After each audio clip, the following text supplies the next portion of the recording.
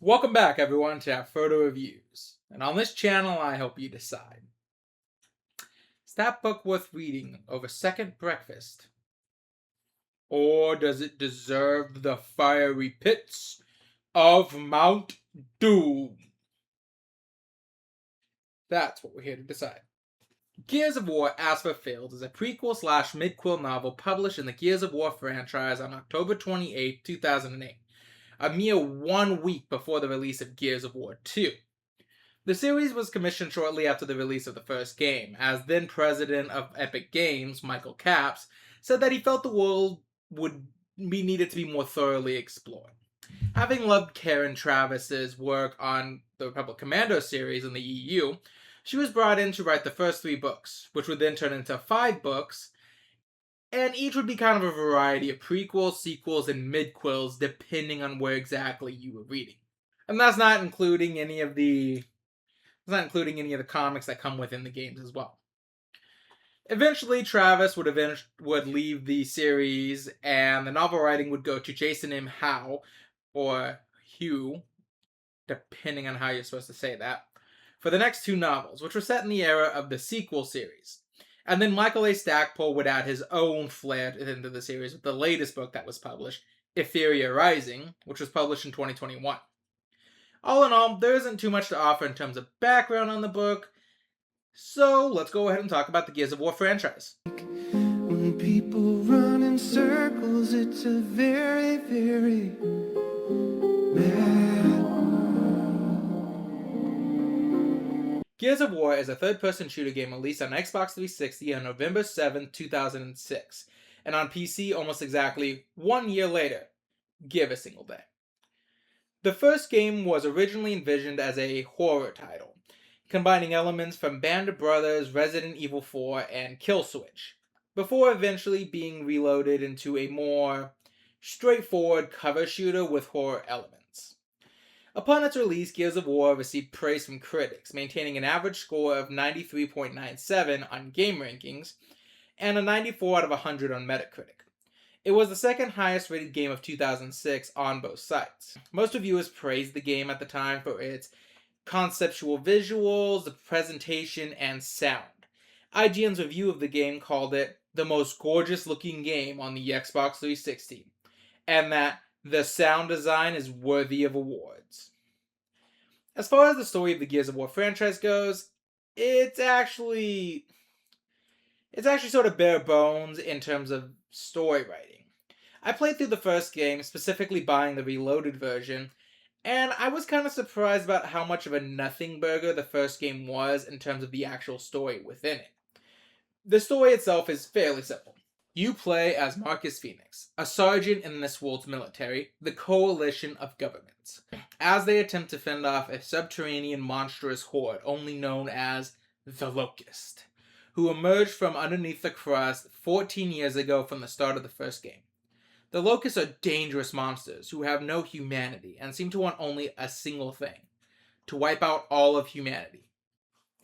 The story follows Marcus being sprung from the slab, a military prison where he's been locked up for some unspecified reason, before he's being rescued by his friend Dominic Santiago, and tasked with the mission of escorting the resonating device to map the underground tunnels of the Locust. Well, he fails that job, but it's okay because a character that's along with him named Damon Bear just happens to grab a mining bot that had all the information they actually needed anyway, so I guess the resonator was completely pointless to the overall narrative, even though more than half the game is about getting the resonator there. That Geobot is showing more tunnel data than the resonator. This is bullshit. After getting the information that they need, Delta Squad has to get to the train carrying what is known as the light mass bomb to ensure it gets to its designated spot and effectively nukes the Locust hives. I'd be lying if I say there was more to the game-wise, but to be completely fair to the first Gears of War franchise, it was always envisioned as being more than a single game. According to the lead designer, Cliff Bleszinski, is what I'm going to say. I'm sorry if that's wrong. In addition to it always being envisioned as being in a trilogy of games, he had hoped to expand the game into graphic novels and eventually film.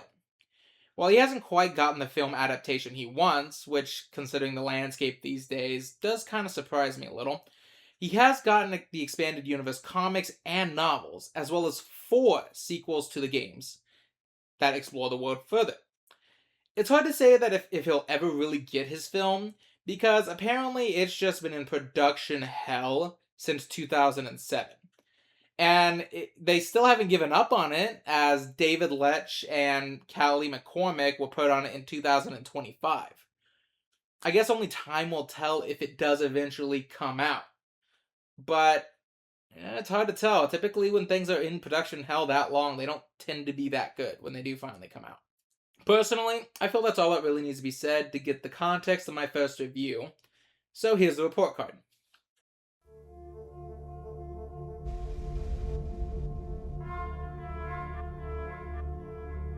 And let's move on to the cover.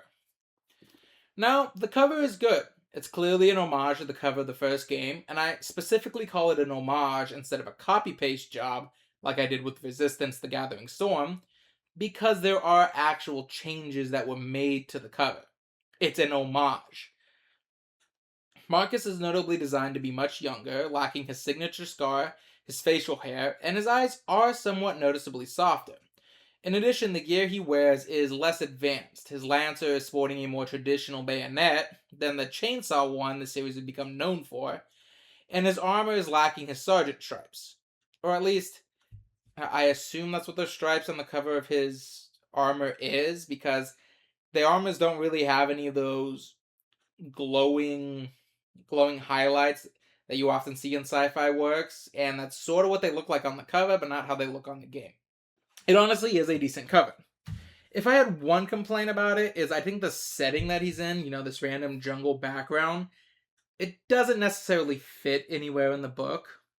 I get that they probably didn't have any one specific setting they could throw them into, and that would make sense, but it still is kind of a nothing setting for what they're in. At least, the game cover serves to tell you that the chaos you're about to undergo with the burning city. But enough about that. What about the synopsis, I hear you ask? Well, the back of the book would have you believe. As kids, the 3 of them were inseparable. As soldiers, they were torn apart. Marcus Phoenix and Dominic Santiago fought alongside Dom's elder brother, Carlos, at Aspho Fields in the epic battle that changed the course of the Pendulum Wars. There's a new war to fight now, a war for mankind's very survival. But while the last human stronghold on Sarah braces itself for another onslaught from the Locust Horde, ghosts come back to haunt Marcus and Dom, as the return of an old comrade threatens to dredge up an agonizing secret Marcus has sworn to keep. As the beleaguered gears of the Coalition of Ordered Governments take a last stand to save mankind from extinction, the harrowing decision made at Aspho Fields have to be relived and made again. Marcus can take anything the Locust Horde throws at them. Will their friendship survive the truth about Carlos Santiago? And yeah, it's okay. The story doesn't really give hints that there's significant chunks of the book that takes place a single week after the first game, which is important because this is the book that introduces Bernadette Mataki. I also admit that, it's kind of a pointless spoiler since it happened literally 4 games ago timeline-wise, but I feel I can safely say without ruining anyone's experience that obviously Dom and Marcus's friendship survives what really happened at Aspho Fields. Trust me, it ends up being a little disappointing what the actual truth is, but I'll get to that later in the review section. But even as far as the first game, I kind of would go on a limb and say Marcus and Dom have such a strong friendship that it would be a little hard to buy anything really tearing that apart. Especially if they find out what the actual truth is. Another issue I sort of have with this is this right here. As the beleaguered gears of the Coalition of Ordered Governments take a last stand to save mankind from extinction, it sort of gives the impression that this story is going to be more action-packed in the present segments. Like there's an actual thing going on where the gears have to make a stand against some of the locusts. But in reality, ironically even, the present segments are a lot more chill with a lot less lower stakes than the past segments are, which is funny because they are more action packed. So again, I'll get more into this in the review. Overall, it's not a bad synopsis, but I feel it does still have some steps needed to better prepare you for the story you're about to read. But what did I think about this book? Well, I loved it. Yeah, honestly, this was a great book. While I won't label Karen Traviss as the best video game author of all time, she definitely does pull a great deal of her weight when writing these franchises. And again, I'll talk about it a little more later. And the Gears of War franchise is definitely right up her wheelhouse, whereas the other stuff she's written for, you can definitely argue if she was the right person to ever write for them. This novel helps explore the backstory of Marcus Phoenix and Dominic Santiago, showing their time in childhood when, and ironically, there's another point where the back of the book kinda gives it a little bit misleading, but it's very nitpicky. But Marcus and Carlos are actually more on the same age, and they become friends, whereas Dom and Marcus become friends through Carlos. So it's less that Marcus Phoenix and Dominic Santiago fought alongside Dom's elder brother, and more Marcus Phoenix and Carlos Santiago fought along Dominic's end, the younger brother, Dominic Santiago. But anyways, it follows when they befriended and became the brothers, both in spirit and in real life. They would be known as in future works. The action of the book is well written. The pace is good enough. There were one or two moments where I felt like the book was kind of starting to drag, but overall it did keep my attention and I did keep reading it without needing to pause and be like... And the characters all felt in line with who they really were, which if you know anything about Karen Traviss is actually a pretty good compliment. I actually don't have a lot to say on this book. That isn't just a recommendation to, yeah, go ahead and go read this if you're at all interested in the Gears of War franchise. I will say you do need a little bit of knowledge in the franchise, as the book is clearly written from the perspective that you at least have some familiarity with it, as it doesn't really go out of its way to describe any of the Locust Horde. So if you aren't familiar with things that like boomers or nemesists, you'd be left kind of scratching your head as you try to imagine them during certain scenes. For example, there's one scene in the beginning of the book where Marcus and Dom have to save a group of gears in a mall from a boomer and a few drones. Based solely off that description, can you tell me what they look like? If you aren't familiar with Gears of War? Not really, because if you haven't played it, you'd have no idea what to picture in this scene. And the scene is written in a way that it's a little hard to get a good grasp on what they actually look like based on how they plan and they fight these things. You'd be forgiven as an inexperienced person for perceiving a boomer much more like how a brumac is, because of the way it's described about how they're planning to get around it. And it's not really until you read the line where Marcus is wrapping his arm around the boomer's neck that you're like, oh, wait, hold on, this thing isn't that big? It's more like boomers are the juggernauts from COD than the giant beast that is kind of hinted at being in this book. Now, this is both worthy of a compliment and a critique. It doesn't mean that the story isn't very entry friendly, meaning you do have to have some familiarity with the games, as I said. But on the other hand, it does also make sense from a more meta perspective. All the characters we follow are people who are already very, very familiar with the things that they're describing. So it does feel a little natural that they would just sort of say, hey, here's this thing, and continue on without feeling the need to give a description of it. And sometimes context clue is provided enough for you to quickly form a picture of just what that thing is without them needing to outright describe it. And the same applies to a lot of the characters, since they aren't really described either. And you can definitely argue from a point of view that the books like this are written for fans first and newcomers second, though I feel it's only fair to critique it a little bit, because not everyone who plays the game is going to read the books, and not everyone who reads the books is going to play the games. These are two different mediums, so you're going to have two different people interacting with it. I also admit that I was sort of hoping that the book would provide a little more explanation on what Sarah is. It is actually pretty easy to forget, to the point that I've talked to a couple people who were really into the Gears franchise when it was big, but the Gears of War games do not take place on Earth. They take place on a planet called Sarah. The series, as far as I can tell, is super vague on what Sarah is. And by that I mean, is Sarah a colony world created in the far future? It's not really far-fetched, as even before the Locust arrived, the world was in a state of war that had lasted over a century. So it does make sense that they wouldn't really have access to all these ships that would be able to go into space, and obviously some intelligence would have been lost over time. But at the same time, there's also evidence to suggest that Sarah is just Earth in an alternate timeline. That we're in an alternate universe where Earth was not named Earth, but rather Sarah, or the planet Sarah is where humans evolved and not Earth. There's no acknowledgement of any Earthbound customs or space travel by any of the characters. But again, this is because the world has undergone centuries of war. There's also the Hammer of Dawn, a satellite weapon, which in this book is revealed to be a war-stopping superweapon that was just developed at the tail end of the Pendulum Wars.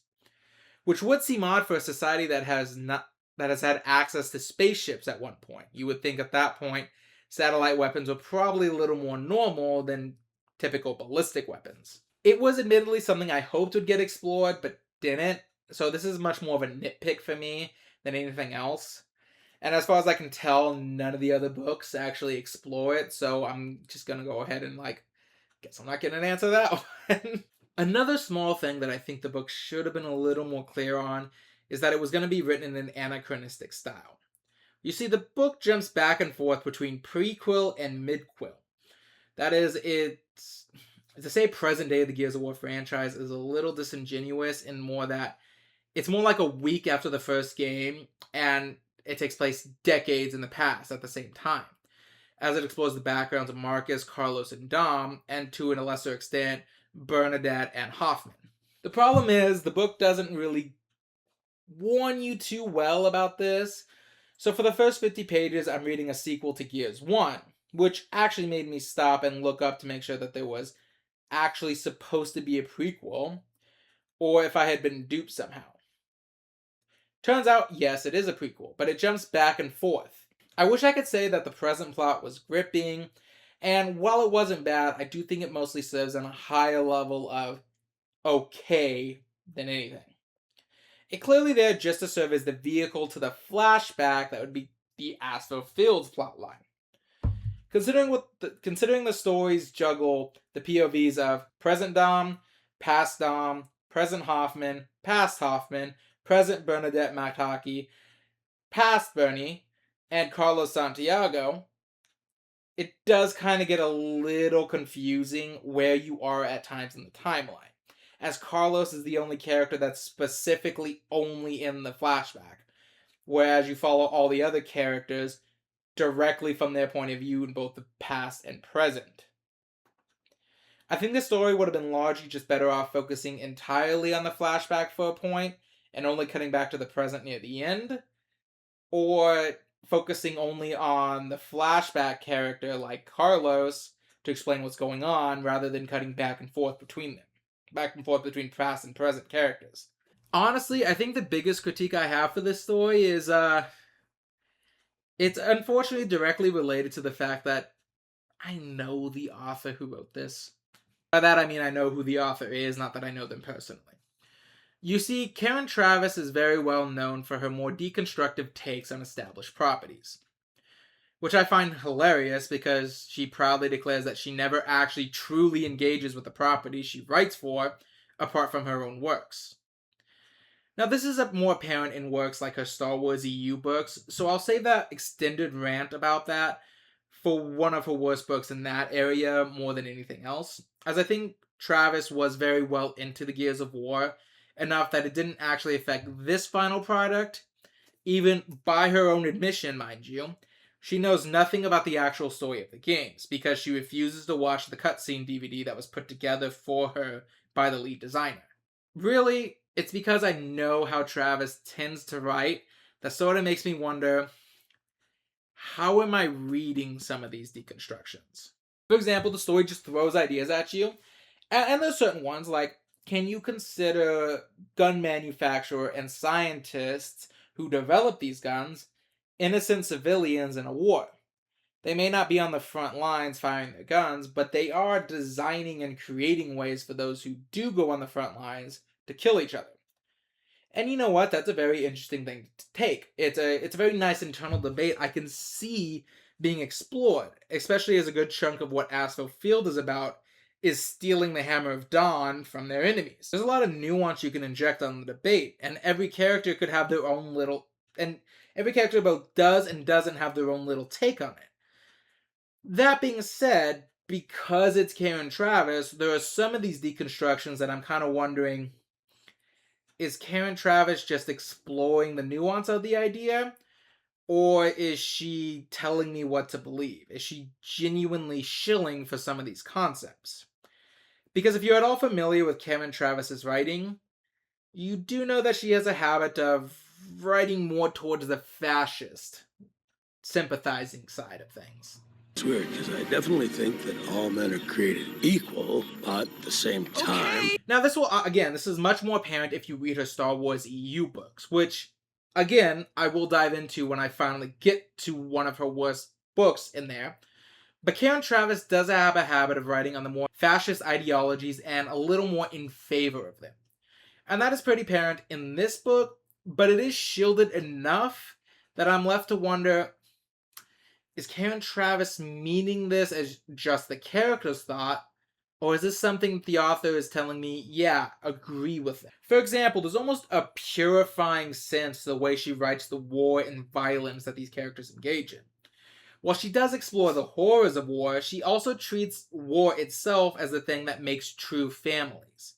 It's through violence that Marcus and the Santiagos form the familial bond, and it's through their wartime exploits that they grow so close. This is all very reasonable to a degree, but it also kind of extends to something else. You see, the main government of this franchise has always sort of been portrayed as sliding a little more into the fascistic side of things, and that does make sense. I'm not going to deny that. It's why, for as grim derp as I think the Warhammer 40k universe gets, the fascist nature of the Imperium of Man actually ends up being one of the most believable parts of it. And there are elements of it that, make me uncomfortable, but I'm like, in this kind of society, I get it. Like the idea that women who can give babies are basically relegated to breeder duty in this world. And that's one of those things where it's like, yeah, I get how that can happen in this society. We're talking about humanity that has been reduced to holding only one human stronghold and is currently fighting for their lives. So the idea that women are kind of being reduced to just baby factories at a certain point, if they can have babies, does make sense no matter how uncomfortable it is for the society. The real question is am I supposed to see the more fascist-leaning ideologies of the COG as a benefit or a flaw of their government? There's at one point in the book, during the plot that takes place in the present time, which is them escorting a bunch of food from one location to another, a truck full of supplies gets overturned. The gears on it are killed, and the characters acknowledge that they can't stop to retrieve the supplies. In fact, they probably won't even be able to come back for it. And the gears on it are dead, and the characters acknowledge that they won't be able to come back to retrieve the supplies. But they do stop just to make sure to blow up the supplies that when they're stranded, that is, the people who live on Sarah but refuse to be part of COG's totalitarian society, try to take some of this food. Let me put it this way. To put it more simply, in this book, the idea of letting starving people eat supplies that they can't even come back for is negligible to the fact that they are desecrating the downed soldiers, or desecrating COG's authority. Not to sound callous, but if you know you can't take the food, just let them have it. To blow it up is solely deny food to starving people simply because those people aren't part of your organization. And I feel like the book doesn't want me to see Ty Kaliso as an asshole for doing this, but as an honorable, mystical man who's making sure his fallen brothers don't get defiled. Which doesn't make sense, because the Stranded weren't even going after the dead gears, they were going after the food. It'd be one thing if we saw it like we did in the first game, where Delta Squad shows up to a King Raven crash to help survivors, and the Stranded are literally trying to strip the gear off a still living soldier. Hey! Drop it! That's deplorable. And that's the kind of thing that they would have been completely right in being justified at and blowing the chip up in righteous anger. But this is just food. Again, food that they themselves acknowledge they won't be coming back for and will basically be left to rot or be stolen by the locust. So they blow it up instead of letting the Stranded have it. Because again, the Stranded aren't part of COG, and therefore they're not human, and therefore they don't deserve humane treatment. This is actually why this book ended up making the Coltrane seem much more of a likable character to me. I mean, I liked him before, but this book actually takes him from, okay, I really like his character too, you know what, he might be my favorite Delta Squad member. Apart from Carmine, because Carmine is always the coolest. Since he seems to be the one gear in the entire story who doesn't hate the Stranded simply for not being part of the COG. Even rightfully pointing out that the Stranded need to eat too, and that when the war's over, they're going to be part of society. And that he can spare a bunch of food for starving people when his group starts yelling at him for giving the Stranded some of his rations. Even Dom, who is shown to be in more on friendly terms with Stranded, seems to mostly only tolerate them in this book, despite, again, being semi-friendly with them in the first game. And if I had seen more scenes like Coltrane pushing back against the callous way the Stranded are treated, I'd probably be more inclined to think this is Karen Traviss just exploring the society rather than telling me how to think. But again, when the Coltrane is the only one who's friendly to the Stranded, and the book literally opens with a line shaming me for reading a book about video game soldiers instead of real life ones, which by the way, I do, Karen. Nice try. It feels to me more like she's trying to argue the benefits of a more militaristic, borderline fascist society. That they are actually good instead of necessary. And I think this really comes to a head when you look at how Hoffman is portrayed in this book. Not that he's necessarily whitewashed into being a full-on good person. A lot of his flaws are still there. But one of the things that Karen Traviss repeatedly tries to do throughout the book is to excuse the fact that he left Marcus to die out of pettiness, basically. And while it's acknowledged as a flaw, he repeatedly says, well, yeah, but I helped him in the chopper at the end of Gears 1, so that should make up for everything, right?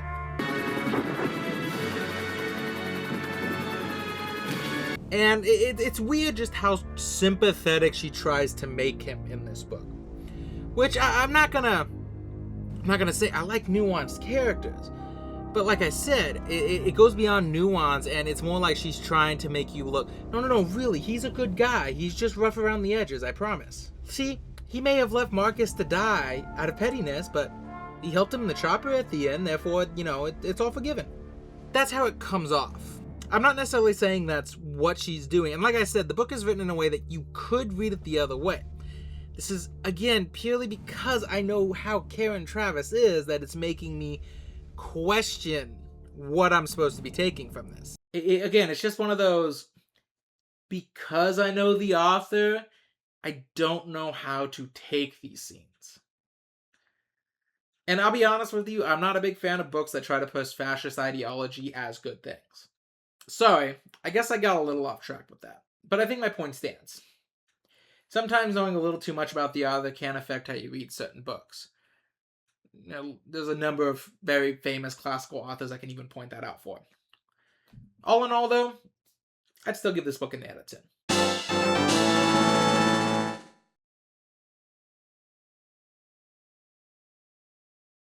For the moment, I'm still going to read the book as just an exploration of the society that doesn't really take a side on either end.